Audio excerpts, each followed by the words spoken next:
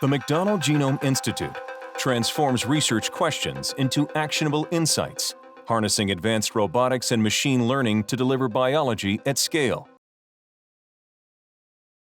Whenever you need to insert a large piece of DNA into the mouse genome, you need to deliver the CRISPR machinery as well as a plasmid donor. We helped to establish using electroporation of the embryos to deliver CRISPR components, which is a lot more efficient than microinjection. Plasmid DNA cannot be electroporated into the zygotes, so you actually have to microinject, which is very low efficiency, time consuming, and gives you very low birth rate.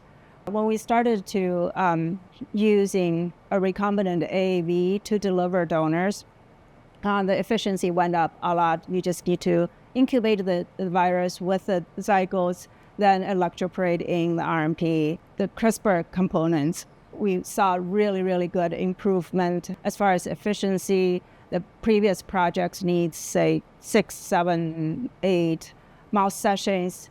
Now will be handled in 1 or 2.